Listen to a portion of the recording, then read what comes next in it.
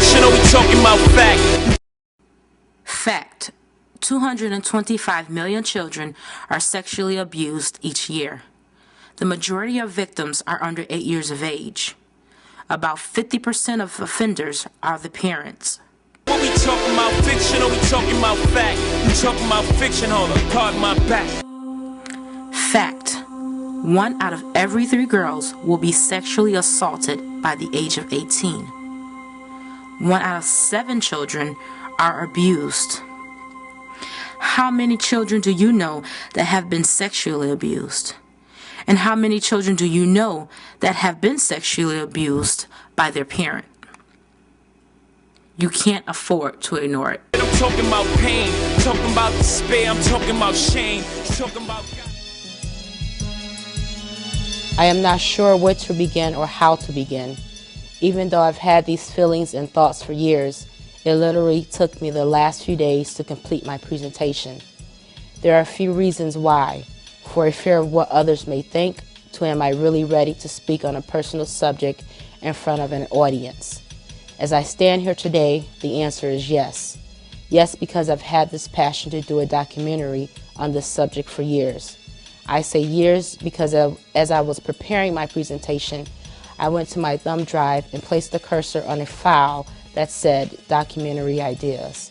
The file is dated September 26, 2007, time 6:31 p.m.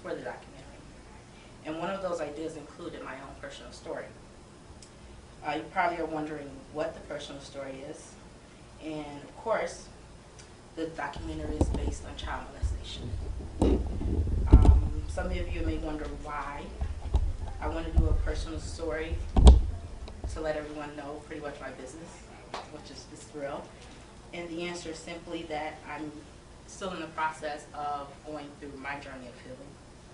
And secondly, I hope that others will be able to use my story as inspiration to help themselves and get the help that they may need to move forward in life. My story begins when I was a young child, and I don't remember the exact age, which is a lot. That goes on a lot with children who have adults who have been molested when they were kids. I do remember vividly the acts of the molestation and the person who molested me. My family and I lived in an apartment complex, and my mother worked at a bank, and my father was in and out of jobs. While my mother worked, I would be home with my father. And my father, who was supposed to be the provider and protector, molested me. As I go further into the story, your spirits may become weak, and for a short period of time, but just think of how many years that I had to deal with it. And I don't want anyone to feel sorry, because that's not why I'm here. My memories came to me as a young adult. I would constantly have these vivid flashbacks, and most of the flashbacks happened when I was alone, pretty much in my bedroom. I would cry every time I visualized what happened to me. I often would write in my notebook how I felt. And one of my entries goes as follows, quote, August 31st, 2004. I'm at the point where I'm literally hurting inside.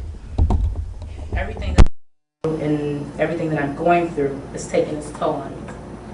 One of the main things that's bothering me is when I was molested as a child by my father. This seems to be rearing its ugly head every so often, but it seems to be killing me softly more lately. One reason was because in the past few weeks, a co-worker told me that her child, who she has cared for, her child was about 8 when she was molested by an 11-year-old cousin. Someone who she has cared for in her own home. The culprit committed the crime each and every time he came to visit. I know this child's pain. I've been there before. Actually, I'm still here. Why? Because it's all bottled up inside me and screaming to come out. It hurts, and I believe maybe it's an assortment of things, but this is the reason that I'm being held back from knowing who I truly am.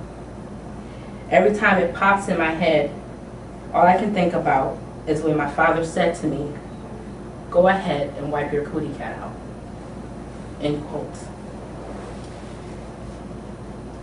Some of you may not know what that means, and I will break it down to you in proper terms. Excuse me.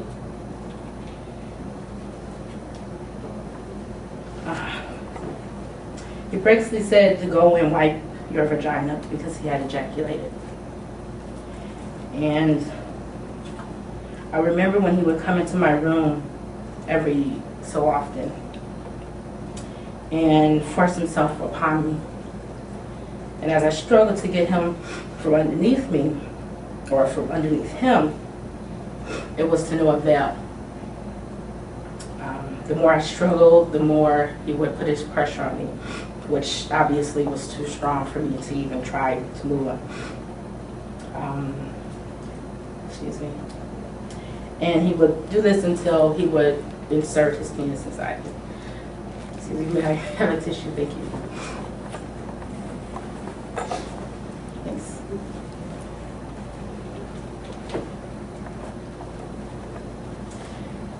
This actually happened to me more than once, and I was never able to tell anyone, or I never did tell anyone.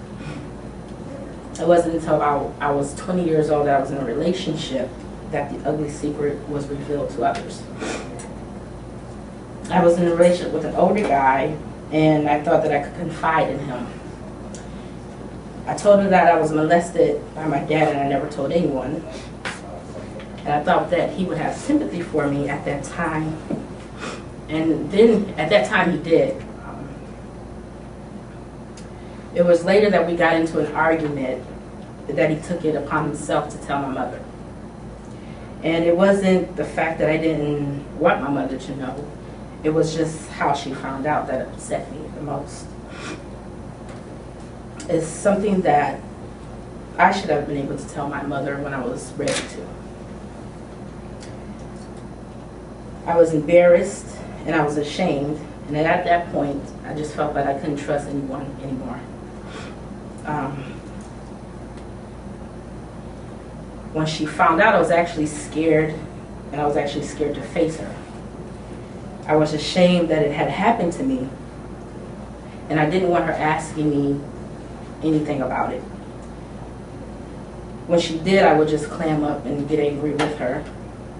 And it lasted, my anger towards my mother did last for a very long time, when actually it wasn't her fault. And sometimes I did feel it was her fault. How and why didn't she know what had happened to me?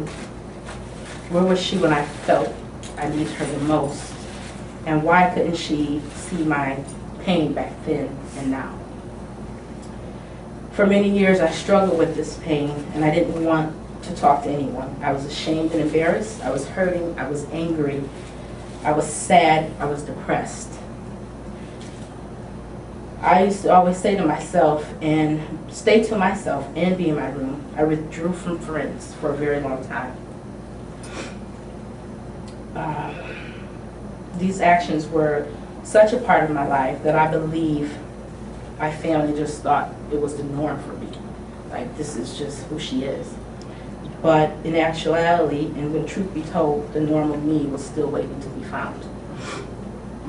In 2005, I decided to seek help. I knew that I couldn't face this demon alone anymore, and I didn't want to continue to live in sorrow and pain.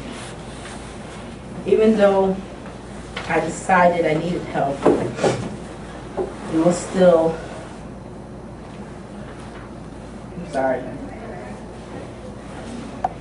even though I decided I needed help, I was still in, how do I put this, in for another battle.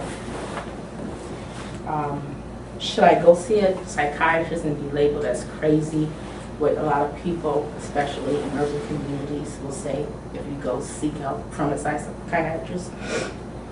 Or am I crazy if I don't go get the help that I need, and I know that I need it? So I decided that I would be crazy and go get the help that I deserved and I needed.